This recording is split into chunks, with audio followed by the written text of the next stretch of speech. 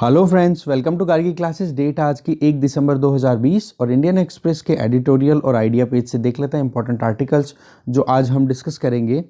देखो, ये वाला आर्टिकल है दैट इज़ अबाउट पॉलिटिक्स। ये बिल्कुल भी काम का नहीं है। ये एक बार आप रीडिंग मार देना कि एक लोनली एलिफेंट को रिलोकेट किया गया है पाकिस्तान के एक जू से कंबोडिया में, ठीक है। उससे रिलेटेड एक आर्टिकल है, देख लेना, आप रीडिंग मार सकते हो इस पे चाहो तो। री इमेजिनिंग द हर्ड इम्यूनिटी को लेकर के फिर से वैक्सीन की बात की जा रही है और कैसे वैक्सीन से डेवलप्ड इम्यूनिटी और एक होती है नेचुरल जो आपकी बॉडी डेवलप करती है इम्यूनिटी, वो चीज़ों को वही रिपीट किया जा रहा है जो हमने बहुत बार यहाँ पर कवर कर चुके हैं ये बातें। इस आर्टिकल में जो इम्पोर्टेंट बात है वो मैं आपको लास्ट में बता दूंगा, जो आप नोट डाउन कर लेना, ठीक है। इस वाले आर्टिकल में हम देखेंगे कि लव जिहाद का जो अभी कानून बनाया गया था यूपी में, उसके अंडर एक केस आया है, तो जानेंगे क्या है पूरा मुद्दा। ये वाला आर्टिकल है that is about death of a student, जो अभी श्री राम कॉलेज दिल्ली में एक स्टूडेंट ने सुसाइड कर लिया था। तो उसमें बहुत सारे रीजंस बता रहे हैं कि क्यों हमारे यहाँ पर अभी भी एजुकेशन सिस्टम में कितने लूप होल्स हैं, कितनी प्रॉब्लम्स हैं और उनको कौन जिम्मेदारी लेकर के सही कर सकता है, तो जानने की कोशिश करेंगे। तो इस पेज से ये 2 आर्टिकल्स हैं, इसमें से कुछ एक्सट्रैक्ट्स निकालेंगे।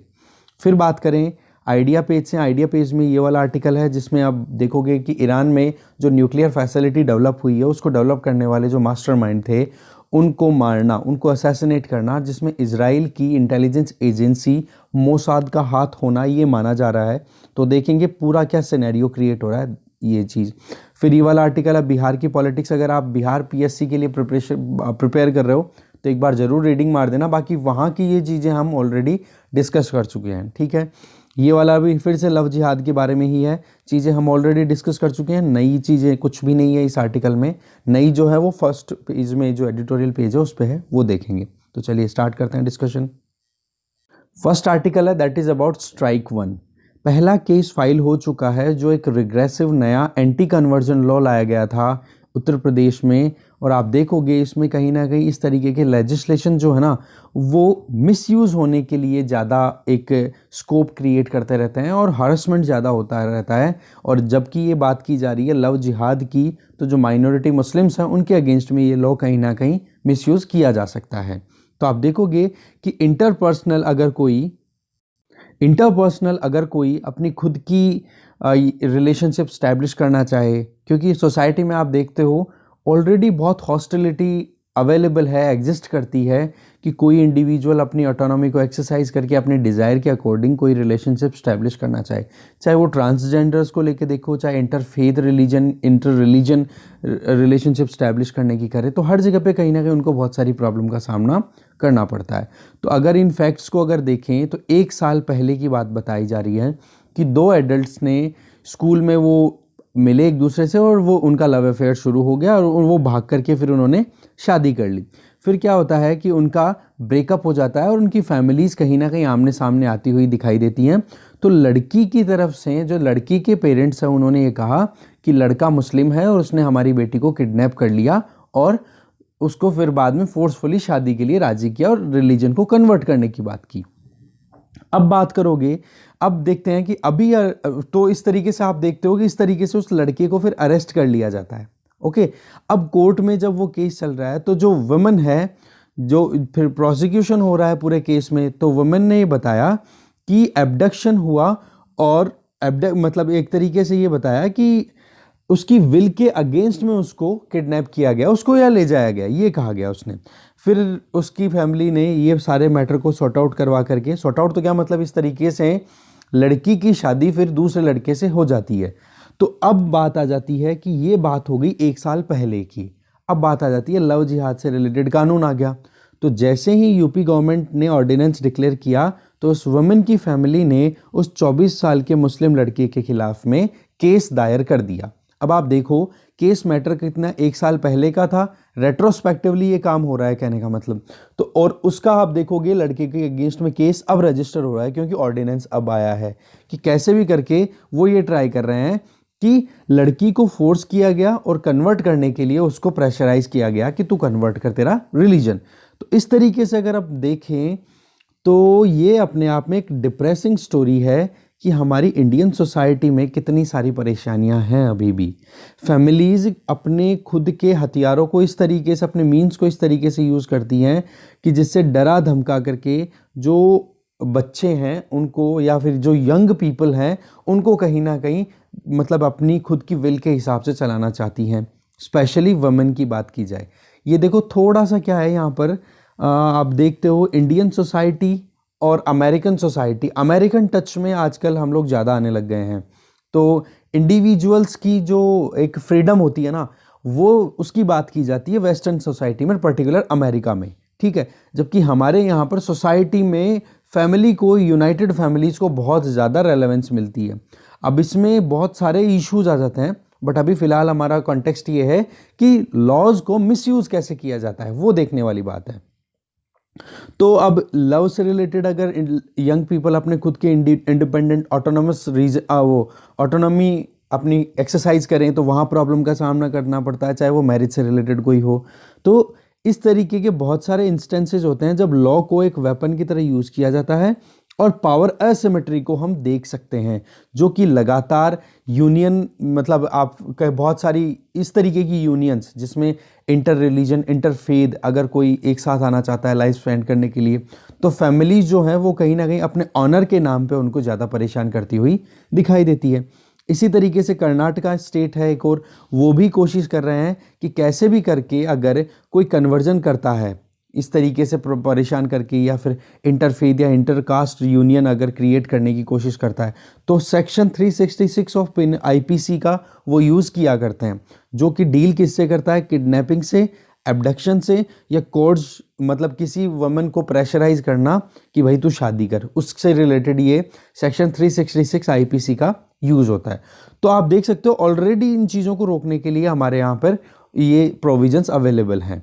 स्टडीज़ ने ये बताया है कि इस तरीके से रेप के अगेंस्ट में जितने भी कानून हैं वो क्रिमिनलाइज करने के लिए ज़्यादा यूज़ किए जा रहे हैं आजकल। कहने का मतलब ये है कि अलाउ तो हो जाते हैं, मान लो ये काउंटर पार्ट है दो, ए और बी, दोनों ने अपनी जो रिलेशनशिप है बहुत अच्छे से खुशी खुशी आगे कैरी ऑन किया, बट बी है दैट इज़ फीमेल, तो वो फिर बाद में मना कर देती है कि नहीं मैं तो बिल्कुल भी आगे नहीं जाना चाहती, और उसके बाद में फिर वो रिवेंज लेना शुरू करती है ए के अगेंस्ट में।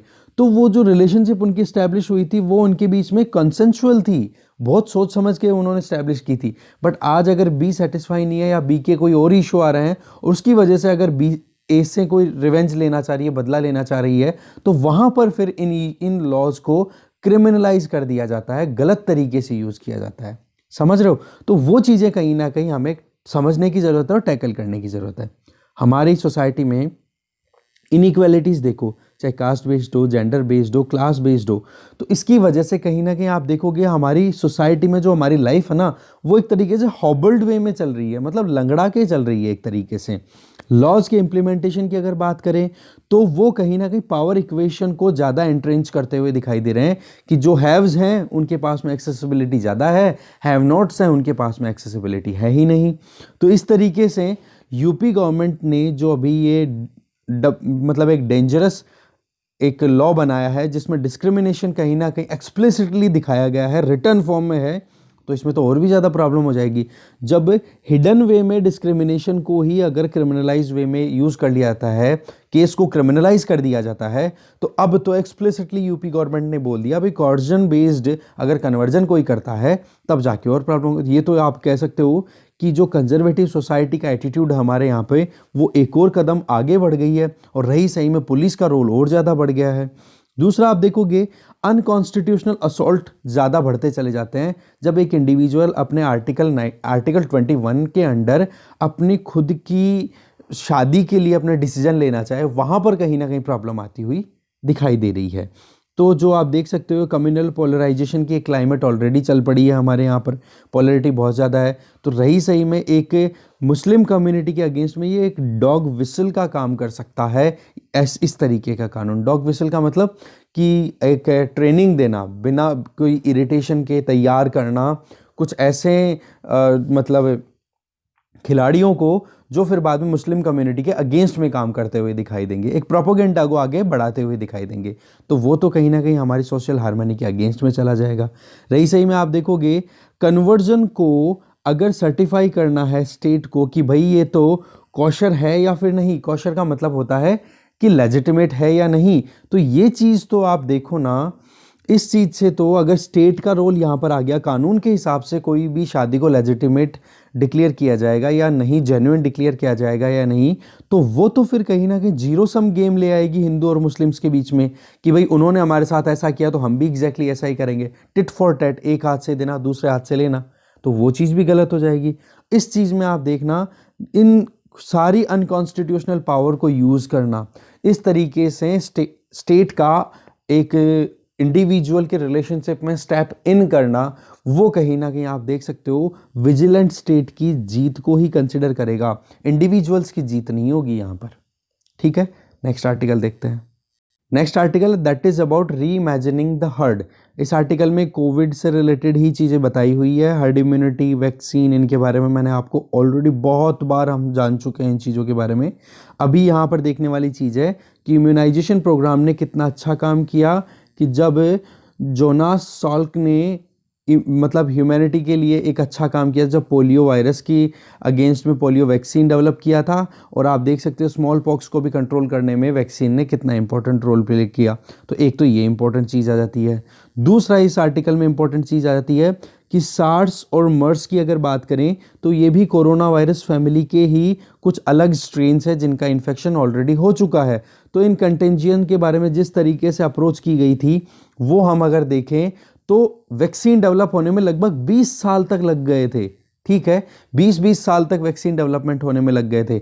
बट कोरोना वायरस का अगर सही तरीके से सब कुछ चलता रहा तो आउटब्रेक के 1 साल के अंदर अंदर वैक्सीन डेवलप हो चुका होगा। तो ये अपने आप में एक अच्छी सिचुएशन है जिसमें स्टेट्स ने बहुत एक कहते हैं ना प्रोग्रेसिवली या फिर एग्रेसिवली अपने आप को असर्ट किया कि नहीं, वाकई में इस बीमारी को कंट्रोल करना है। इसके अलावा इस आर्टिकल में इंपॉर्टेंट चीज़ है वो है इस पैराग्राफ में कि आप देखोगे इंडिया वर्ल्ड के जितने भी वैक्सीन प्रोडक्शन होता है उसका 60% प्रोड्यूस करता है, और जिसमें हमारा जो पुणे बेस्ड सेरम इंस्टीट्यूट है वो सबसे बड़ा मैन्युफैक्चरर है वैक्सीन्स की अगर बात की जाए तो। दूसरा इसमें इंपॉर्टेंट डेटा आता है, दैट इज एनएसओ के डेटा के हिसाब से अगर देखें तो आप देखोगे कि 60% बच्चे ऐसे हैं हमारे यहाँ पर जिनको मतलब 60% से कुछ कम, ठीक है, उनको आप देखोगे जितनी भी वैक्सीनेशन की हमारे यहाँ पर इम्यूनाइजेशन के लिए जो वैक्सीन प्रोग्राम चलाए जाते हैं, जितने भी उस बास्केट में वैक्सीन्स हैं वो उन बच्चों को मिलते हैं। तो कहने का मतलब हमारे यहाँ पर कितना ज़्यादा स्कोप है वैक्सीन प्रोडक्शन का, और वैक्सीन को डिलीवर करने के लिए हमारे पास में मशीनरी अवेलेबल है। बस ये 2 चीज़ें यहाँ पर इंपॉर्टेंट है, बाकी चीज़ें आपके काम की मुझे नहीं लगती कि किसी भी तरीके से हमारे काम की हो सकती है। ठीक है, नेक्स्ट आर्टिकल देखते हैं। Next article that is about death of a student. ये आर्टिकल लिखा हुआ है दिशा नवानी के द्वारा। इसमें देखोगे ऐश्वर्या रेड्डी करके एक स्टूडेंट जिनका कोर्स चल रहा था लेडी श्रीराम कॉलेज से, तो उन्होंने सुसाइड अटेम्प्ट किया और उनकी डेथ हो जाती है। मीडिया, पॉलिटिकल एक्टिविस्ट या फिर सिविल सोसाइटी इन जनरल अगर बात करें तो उन्होंने केवल शॉक एक्सप्रेस किया या फिर एक ग्रीफ कि हाँ वाकई में बहुत गलत हुआ, या फिर एक कंसर्न शो करके वो हट गए। ठीक है, अब दिमाग इस पे लगाया जा रहा है कि भाई कल्प्रिट कौन है, कौन इसके लिए रिस्पॉन्सिबल है, क्यों इस अनटाइमली डेथ को एग्जीक्यूट होना पड़ा, क्या इसके पीछे सारी वजह है, उस पर अब दिमाग लगाया जा रहा है। तो ऐश्वर्या की जो स्टोरी है वो एक सिंपल नरेटिव है कि किस तरीके से एक ambitious bright school college girl है जो कि पुअर फैमिली से बिलोंग करती है, और अपनी इनएबिलिटी की वजह से उसने सुसाइड कर ली, अपनी लाइफ को ख़त्म कर दिया कि उनके पास में कुछ गैजेट्स नहीं थे जिससे कि वो अपनी ऑनलाइन एजुकेशन को कैरी ऑन कर सके। तो ये तो हो गई देखो स्टोरी कि जिसके बेसिस पे हमें ये एनेक्डोट है एक तरीके से, आप देखो इसको स्टोरी मत समझो, आप एनेक्डोट, इसको आप ऐसे राइटिंग में यूज़ कर सकते हो जब एजुकेशन में इनइक्वालिटी या वुमेन के बारे में कुछ आए, या फिर कुछ भी आपको यूँ लगे कि हाँ इनइक्वालिटी के बारे में हमें कुछ लिखना है तो आपके ये काम आ सकता है। ये एक एनेक्डोटल रियलिटी है। ठीक है, तो यहाँ पर राइटर जो है वो 4 फैक्टर्स को रिस्पॉन्सिबल कर रहे हैं कि ये जो सर्कमस्टांसेस क्रिएट हुई इसके पीछे 4 कारण हैं, जिसमें सबसे पहला तो है डिजिटल डिवाइड, जिसके बारे में हमें पता है कि कुछ लोगों के पास में डिजिटल डिवाइड में रूरल अर्बन भी देख सकते हो, रिच पुअर का भी देख सकते हो, इस तरीके से आप डिवीजन देख सकते हो, मैन या मेल या फीमेल का भी देख सकते हो। ये डिवीजन जो है ना, इसको बोलते हैं डिजिटल डिवाइड। कैसे? क्योंकि इनके पास में अर्बन जो स्टूडेंट्स हैं उनके पास में एक्सेसिबिलिटी है, इंटरनेट फैसिलिटी है, स्मार्टफोन्स अवेलेबल है, रूरल के पास में नहीं है। पुअर के पास में नहीं है बट रिच के पास में है। मेल को ज़्यादा प्रायोरिटी दी जाती है घर में कि पहले लड़का पढ़ेगा, फीमेल बाद में पढ़ेगी। इवन लड़कियों की तो स्कूलिंग भी बंद करवा दी, एजुकेशन को रोक भी दिया गया। तो ये जो चीज़ है ना, ये डिजिटल डिवाइड है। इसकी वजह से आप देखोगे ऑनलाइन एजुकेशन को एक्सेस करते टाइम पे लड़कियों को बहुत ज़्यादा परेशानियों का सामना करना पड़ा। Number 1 factor. नंबर 2, जो department of science and technology है, डीएसटी है, उन्होंने बहुत ही ढीलापन अपनाया है, टार्डीनेस अपनाई है कि जो वेल डिजर्व्ड स्टूडेंट्स हैं उनको स्कॉलरशिप टाइम पे नहीं दी गई। Number 2 is that.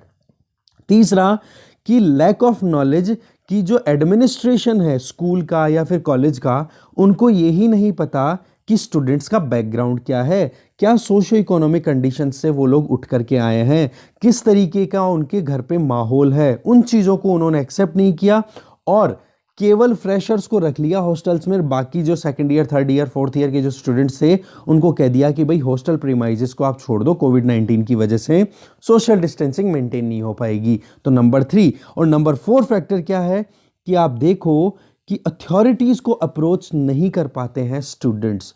इतना ज़्यादा मुश्किलों का सामना कि अगर कोई स्टूडेंट परेशानियों का सामना कर भी रही है, फॉर एग्जांपल ऐश्वर्या रेड्डी को अगर वो इनएबिलिटीज़ को फेस कर रही थी कुछ डिजिटल डिवाइड की वजह से, तो वो अथॉरिटीज़ को अप्रोच नहीं कर पाई। तो ये 4 वजह हैं जिसकी वजह से ये सिचुएशन क्रिएट होती रहती है और कोविड-19 के टाइम पे स्पेसिफिकली हुई है। पता नहीं कितनी ऐश्वर्या रेड्डीज होंगी हमारे यहाँ पे देश में। तो अब बात आती है ब्लेम किसको किया जाए। यहाँ पर जो रिस्पॉन्सिबल है फैक्टर्स, उनके बारे में हमने बात की, बट इनके बारे में इन्हीं को देख करके सॉल्यूशन पे जाएंगे तो आप देखोगे हैस्टी वे होगा, बहुत जल्दबाजी कर जाएंगे। हमें और भी बहुत सारी चीज़ों पे ध्यान देने की ज़रूरत है। ये फैक्टर्स तो एक तरीके से क्या है, सिम्टम्स हैं। कोर क्या है, वो तो हमारे एजुकेशन सिस्टम के अंदर जो डीपर मलाइजेस है ना, जो अनईज है हमारे एजुकेशन सिस्टम में, उनको प्लग करना पड़ेगा, उनको सॉर्ट आउट करना पड़ेगा। अगर हम देखें एक आउटसेट के बेसिस पे, तो हमें ज़रूरत है एक्नॉलेज करने की कि हमारी सोसाइटी में इनइक्वालिटीज़ बहुत ज़्यादा है। सोशो इकोनॉमिक देख लो या फिर कल्चरल लोकेशन के पॉइंट ऑफ व्यू से देख लो, तो उसका असर स्कूलिंग पर डेफिनेटली पड़ता ही है कि किस तरीके की एजुकेशन बच्चों को मिल रही है, क्या क्वालिटी उनकी एजुकेशन की है। पैसे वाले माँ बाप का बेटा है, वो अच्छी स्कूल में पढ़ेगा तो अच्छी एजुकेशन मिल जाती है, और गरीब माँ बाप का बेटा है तो वो फिर जाता है फिर सरकारी स्कूल में, और सरकारी स्कूल में जाकर भी देखता है तो वहाँ पर टीचर्स हैं वो टाइम पर पढ़ाते नहीं है, या फिर रिसोर्सेज की कमी है, जो रिसोर्सेज रिक्वायर्ड है उनकी कमी रहती है, तो फिर बाद में बच्चा सीखेगा क्या। तो ये जो डिवाइड है ना हमारी सोसाइटी में, उसका असर एजुकेशन पे एग्जैक्टली रेप्लिकेट होता हुआ दिखाई देता है। और आप देखो इस ऑकवर्डनेस या फिर इस गिल्ट के बारे में किसी के मन में कोई पश्चाताप नहीं है। रिपेंटेंस का मतलब होता है, रिपेंटेंस का मतलब कि पश्चाताप किसी के दिमाग में नहीं है, ना तो पॉलिसी मेकर्स के, और ना आप देखोगे जो कंज्यूमर्स यूज कर रहे हैं उनके। वो भी अकाउंटेबिलिटी फिक्स करने में अभी तक इतने एकदम कहते हैं ना कि इतने सक्षम नहीं बन पाए हैं कि वाकई में कौन इस पूरे सिस्टम की गड़बड़ी के लिए का मतलब सबसे इंपॉर्टेंट रीजन है। और आप देखोगे ये चीज़ें फिर आप कहते हो ना एक एक्जुबरेंटली ये चीज़ें कंटिन्यू होती रहती है। ग्लीफुली का मतलब होता है एक्जुबरेंटली, दैट मीन्स खुशी से आप कंटिन्यू करते रहते हो इन चीज़ों को, तो वो चीज़ है उसको हमें कहीं ना कहीं नोटिस करना पड़ेगा।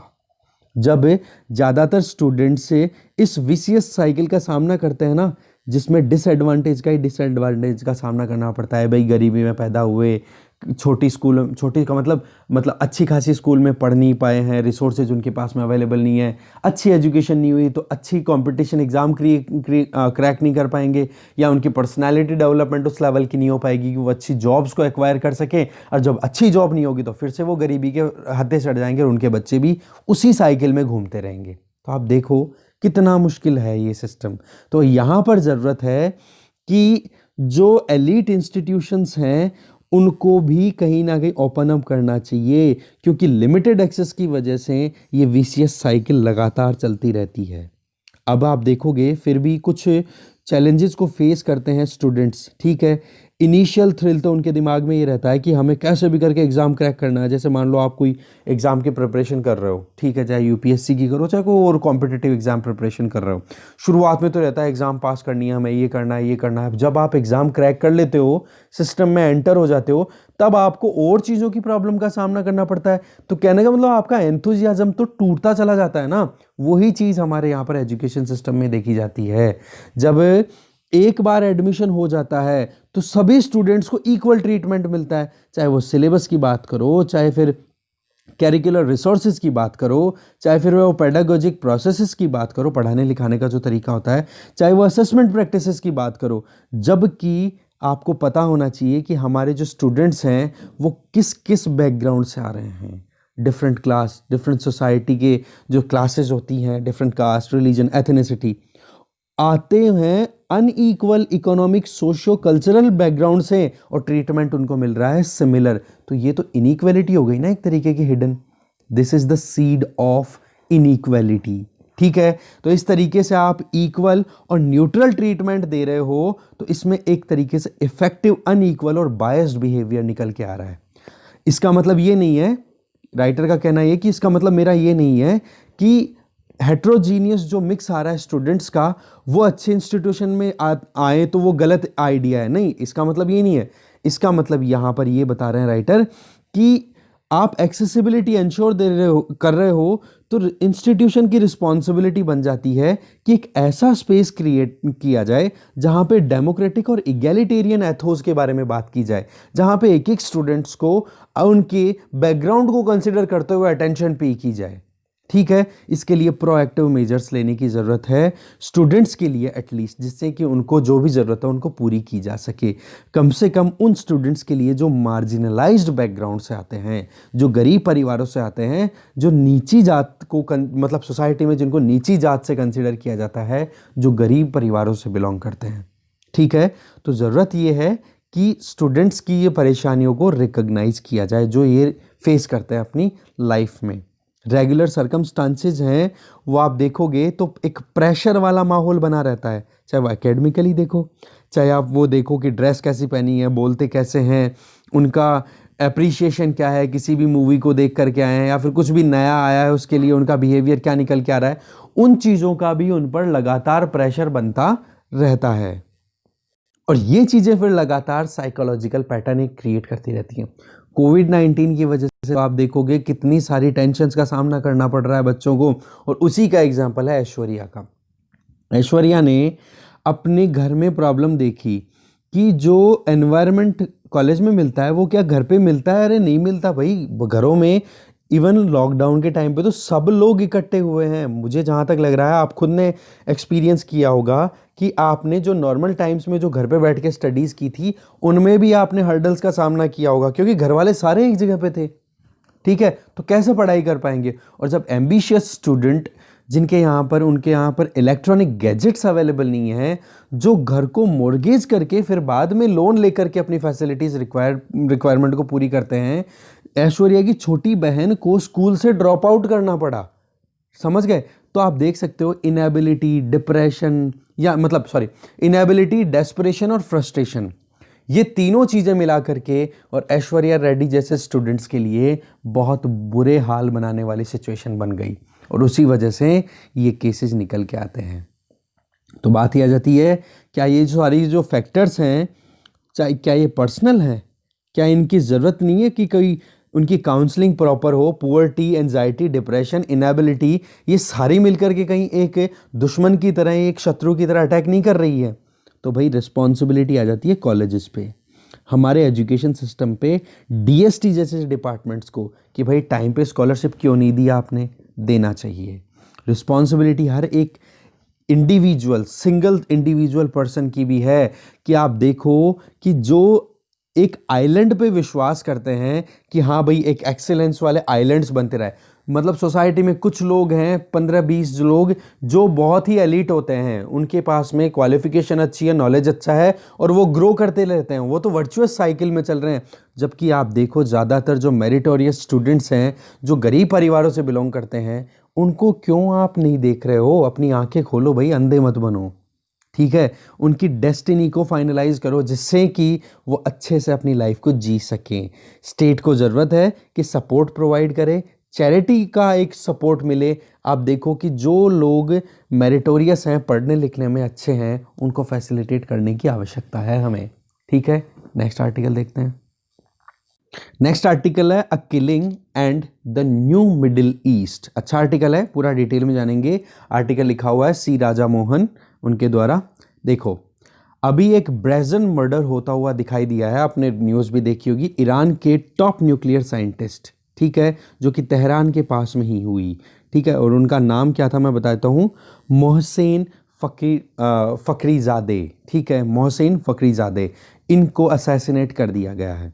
तो आप देख सकते हो कि किस तरीके से पॉलिटिकल ट्रुथ एक रियलिटी निकल के आ रही है मिडिल ईस्ट की, कि एक तरफ तो सऊदी अरब लेड जो अरेबियन जो हैं सुन्नी जो कम्युनिटी के लोग हैं वो, दूसरी तरफ ईरान, तीसरा इन अरब कंट्रीज़ का अलायंस क्रिएट हो रहा है इजराइल के साथ में। इन्होंने अपने रिलेशनशिप अच्छे कर लिए हैं। इसके लिए हमने प्रीवियसली आर्टिकल्स भी डिस्कस किए हैं जिसमें बहरीन और यूएई ने इजराइल के साथ में अब टाई अप करना शुरू कर दिया है। तो वो भी फिर तो ईरान के लिए कहीं ना कहीं टेंशन वाली चीज़ आ रही है। तो ये जो असैसिनेशन था ना, ये आप कह सकते हो कि ईरान की एक वल्नरेबिलिटीज़ को राइज करता हुआ दिखाई दे रहा है इस रीजन में, स्ट्रेटेजिकली अगर देखा जाए तो। अगर ये देखें तो रीजन में एक रीअलाइनमेंट भी होता हुआ दिखाई दे रहा है, जो कि तेहरान के लिए कहीं ना कहीं ज़्यादा प्रॉब्लम का कारण बन सकता है, क्योंकि अरब स्टेट्स ने अब इजराइल के साथ में अपने रिलेशंस अच्छे करने शुरू कर दिए हैं। तो ये जो जियोपॉलिटिकल टर्बुलेंस मिडिल ईस्ट में देखा जा रहा है, इसके मेजर कॉन्सिक्वेंसेस हमें सब कॉन्टिनेंट में भी देखने को मिलेंगे। सब कॉन्टिनेंट का मतलब इंडिया, पाकिस्तान, बांग्लादेश, मेजरली बोल रहा हूं मैं।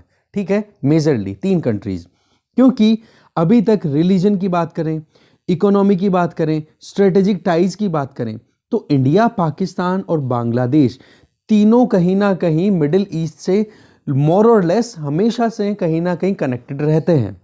तो इस वजह से अगर मिडिल ईस्ट में ईरान के साथ में ईरान पर इस तरीके से वल्नरेबिलिटी छाती है, क्योंकि ईरान जो है वो शिया कम्युनिटी डोमिनेटेड कंट्री है, तो उसका असर। दूसरा, ईरान के साथ में जो इकोनॉमिक टाइज हैं, इंडिया के भी हैं, जैसे चाबार पोर्ट डेवलप करना या फिर ईरान के साथ में और भी एग्रीमेंट करना, उन चीज़ों में आप देखोगे तो ईरान का कंट्रीब्यूशन इंडिया के लिए अपने आप हो जाता है। और वहाँ पर अगर इंस्टेबिलिटी आती है, रही सही में इंडिया जो है वो सऊदी अरब के साथ में अच्छे रिलेशन बनाना चाह रहा है, यूएई के साथ में अच्छे रिलेशन बन रहे हैं और इजराइल के साथ में हमेशा से अच्छे रहे, तो इस तरीके से इंडिया के लिए भी थोड़ा सा डिस्कम्फर्ट वाला माहौल बनता है।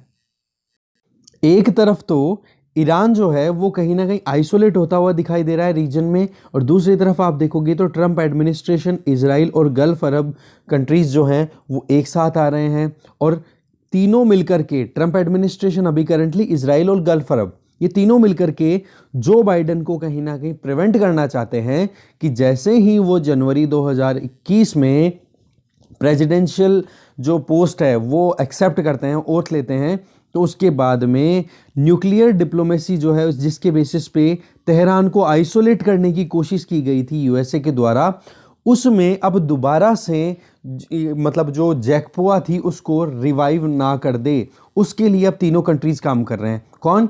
जब तक डोनाल्ड ट्रंप का एडमिनिस्ट्रेशन है, लगभग दिसंबर में रहेगा अभी, फिर इजराइल, और तीसरा आ गए अब गल्फ अरब। तो ये कैसे भी करके ईरान को आइसोलेट करना चाहते हैं। अब जैसा कि आपको पता है कि असैसिनेशन हो गया फखरीजादे का, अब वो क्या करेंगे, अगर ईरान यहाँ पर रिटेलिएट करता है तो यूएस तो देखो वैसे ही फिर इजराइल के साथ में कॉन्फ्रंटेशन में आ जाएगा, तो जो बाइडेन नहीं जाएंगे ईरान के साथ में।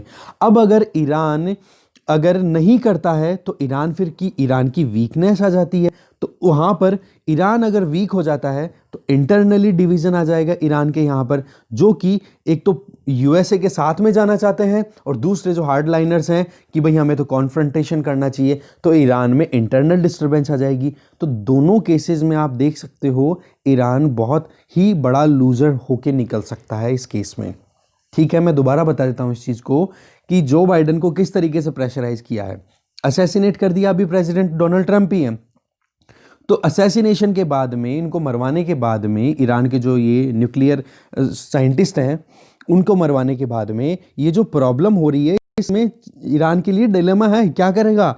यूएसए के साथ लड़ाई करेगा तो जो बाइडन फिर आगे नहीं आएंगे, नहीं लड़ेगा तो ईरान में वीकनेस आएगी, तो ईरान में डिवीजन हो जाएगा। तो ईरान अगर खुद ही स्ट्रांग नहीं है तो यूएसए के साथ में क्या टाइज करेगा, क्या एग्रीमेंट साइन करेगा?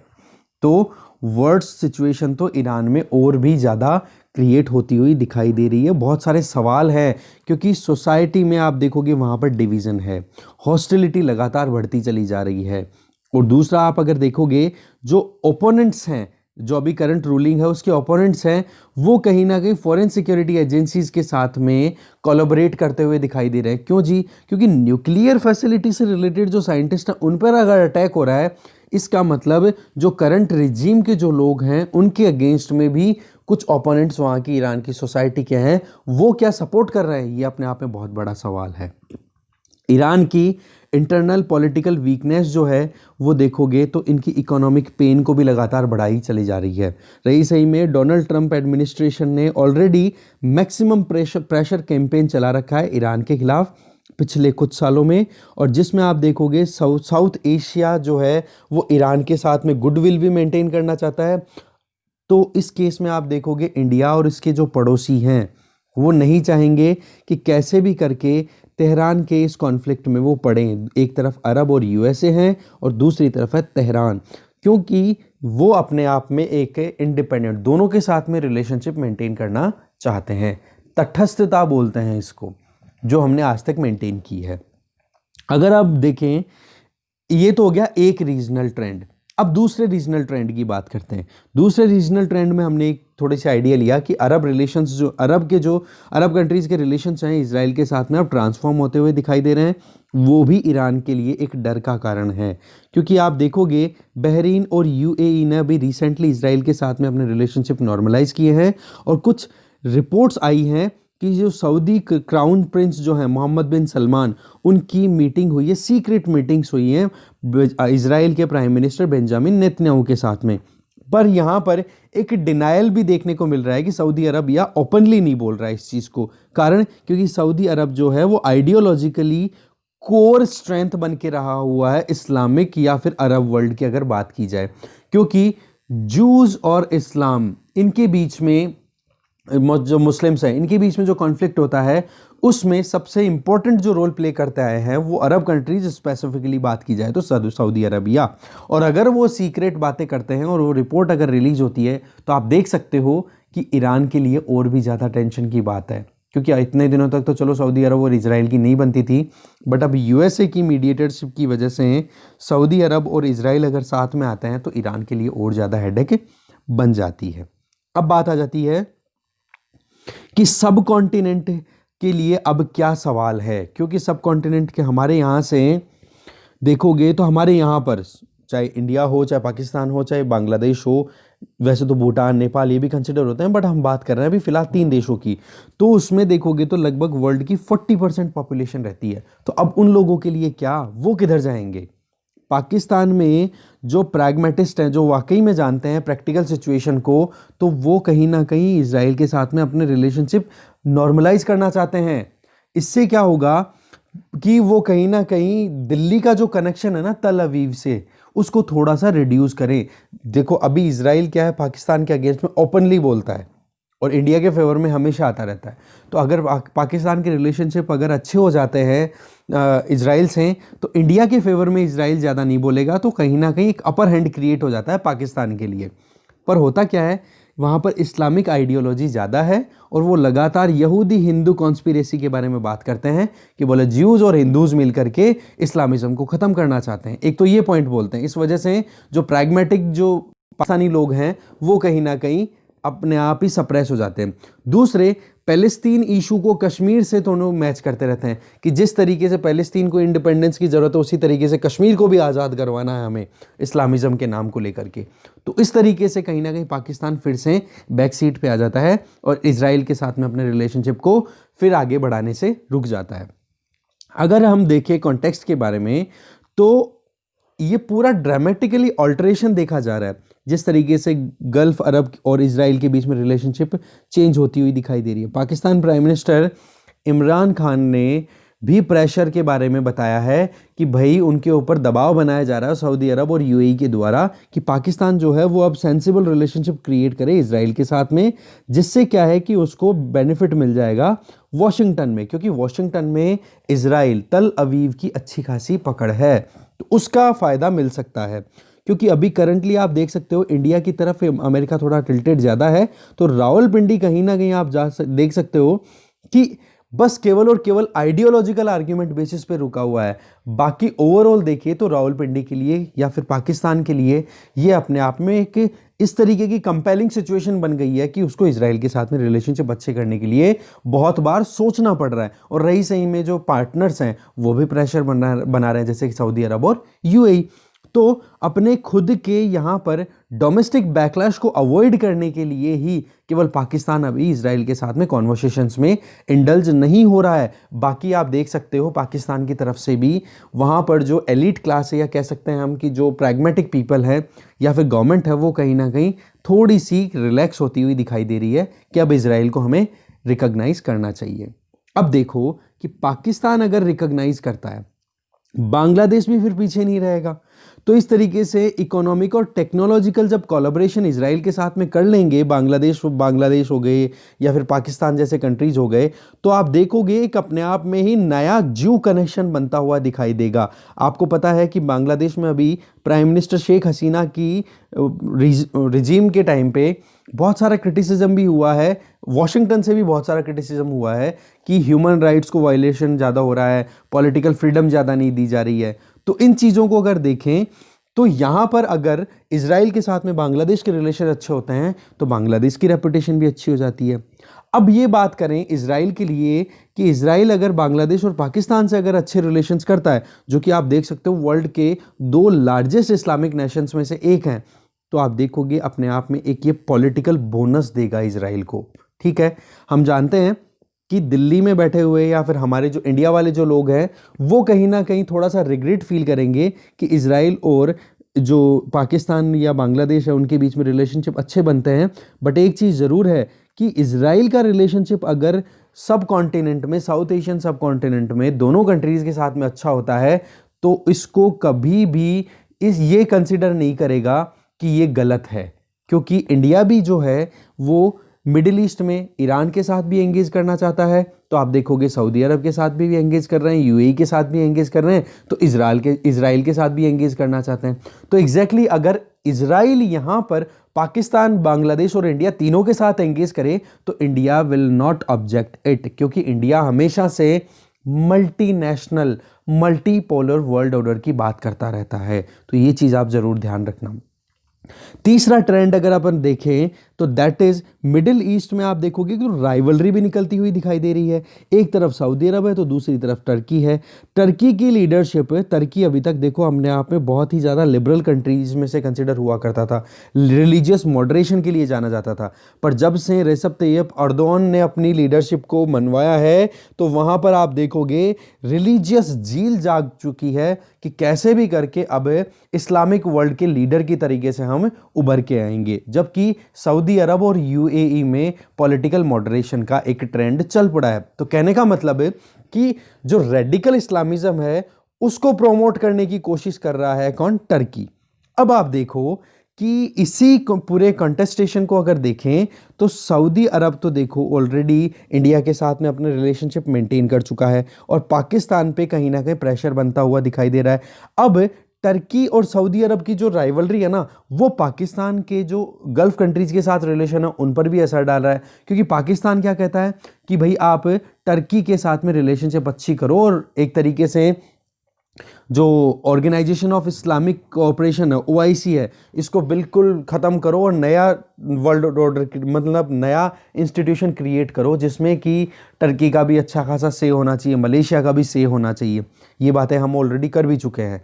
तो कश्मीर इशू पे कहीं ना कहीं आप देखोगे सऊदी अरब ने अब बोलना छोड़ दिया है। वो बात अलग है कि अभी लेटेस्ट जो न्यूज़ आई है वो ये है कि जो ऑर्गेनाइजेशन ऑफ इस्लामिक कोऑपरेशन है उन्होंने एक अपना डिक्लेरेशन दिया है कि इंडिया को आर्टिकल 370 फिर से लाना चाहिए, ये डिक्लेरेशन दिया है। पर वो बात अलग है कि सऊदी अरब इंडिविजुअली, यूएई या सऊदी अरब ये पहले इंडिया के ऊपर प्रेशर बनाते थे कि भाई इस जो कश्मीर है उसको आप ऑटोनॉमस बनाओ और ज़्यादा फ्रीडम अवेल कराओ, वो सारी चीज़ें। तो उन चीज़ों पे अब इंडिया के ऊपर ज़्यादा दबाव नहीं है और पाकिस्तान लगातार कहीं ना कहीं इधर टिल्टेड दिखाई दे रहा है टर्की और मलेशिया की तरफ। तो इस वजह से भी सऊदी अरब और यूएई दोनों मिलकर के मतलब प्रेशर क्रिएट कर रहे हैं। इवन यहाँ तक कह दिया, इकोनॉमिक क्राइसिस का सामना तो कर ही रहा है पाकिस्तान, यहाँ तक कह दिया कि बेटा आपको जितना जो लोन दिया था ना वो रिटर्न करो हमें, ठीक है। तो पाकिस्तान के लिए तो बहुत एक बेकार सिचुएशन बनती चली जा रही है। दूसरा, कुछ रिपोर्ट्स ऐसी आई हैं कि अबू धाबी ने डेलिबरेटली बिल्कुल ये कह दिया कि पाकिस्तानी लेबर जो आती है हमारे यहाँ पर, हम उनको ब्लॉक कर रहे हैं, हम नहीं आने देंगे।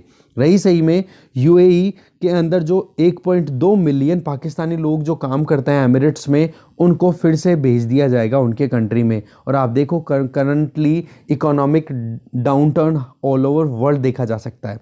इसी तरीके से पाकिस्तान का टिल्ट अगर टर्की के साथ चलता रहा तो सऊदी अरबिया, जो कि लगभग 2 मिलियन पाकिस्तानी वर्कर्स को होस्ट करता है, मतलब आप कहते हो कि वहाँ पे जॉब प्रोवाइड करता है, उनको भी कहीं ना कहीं समस्याओं का सामना करना पड़ सकता है। तो आप देखो यूएई और सऊदी अरबिया दोनों के दोनों अपने आप में पाकिस्तान के लिए हमेशा से बहुत इंपॉर्टेंट रोल प्ले करते हुए आए हैं। इकोनॉमिकली देखो या फिर इस्लामिक वर्ल्ड की जब बात की जाए तो दोनों ने पाकिस्तान का सपोर्ट किया है। अगर दोनों अपना सपोर्ट निकाल देंगे तो मलेशिया और टर्की में इतनी हिम्मत नहीं है कि वो जितना सपोर्ट यूएई और सऊदी अरबिया पाकिस्तान को दे रहे थे उसको रिप्लेस कर सके, ठीक है। तो ये जो नैरेटिव आ रहा है ना मिडिल ईस्ट से निकल करके, तो आप देखोगे इसका सब कॉन्टिनेंट में भी, हमारे यहाँ पर भी बहुत सारे इसके इफेक्ट है। पहले तो क्या था, जो पुराने जो सोचने वाले लोग थे वो क्या रिलीजियस पर्सपेक्टिव से देखा करते थे कि नहीं यार सऊदी अरब से या मिडिल ईस्ट में हमारे इतने ज़्यादा अच्छे रिलेशन नहीं होंगे। बट जो पुराने जो आइडियाज़ थे रिलीजन वाले, कम्युनिटी वाले, वो अब धीरे धीरे फेड आउट होते हुए दिखाई दे रहे हैं। अब नई रियलिटी सामने आ रही है, नए अजम्पशंस निकल के आ रहे हैं। और इस रियलिटी को अगर आप देखें तो मिडिल ईस्ट और साउथ एशियन सब कॉन्टिनेंट के जो टाइज हैं वो कहीं ना कहीं ज़्यादा बढ़ते हुए दिखाई दे रहे हैं, जिसमें आप हिंदू मुस्लिम, ज्यूज हिंदू, ये तीनों रिलीजन का बेसिस देखोगे तो इनमें डाइवर्सिफिकेशन आ रहा है इनके टाइज में, ठीक है। इजराइल का सेगमेंट हमने देखा उस हिसाब से। तो देखो माना कि इंडिया जो है वो बहुत ही इंपॉर्टेंट एडजस्टमेंट करता हुआ दिखाई दे रहा है मिडिल ईस्ट में पिछले कुछ सालों में रिलेशनशिप अच्छी करने के लिए।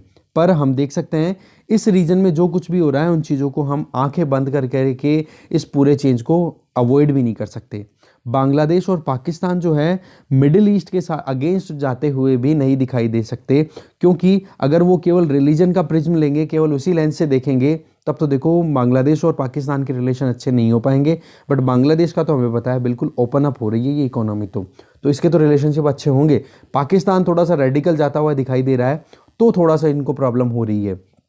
तो अब साउथ एशिया के साथ में मिडिल ईस्ट की जो भी इक्वेशन बने, उन सारी चीज़ों को अगर देखें तो उनमें हमें कहीं ना कहीं अपॉर्चुनिटीज़ नई दिखाई दे रही हैं, और वो क्रिएट की जा सकती है अगर साउथ एशियन सब कॉन्टिनेंट आगे मिलके काम करना चाहे तो, ठीक है। तो इस तरीके से डिस्कशन यही खत्म होता है। Thank you very much.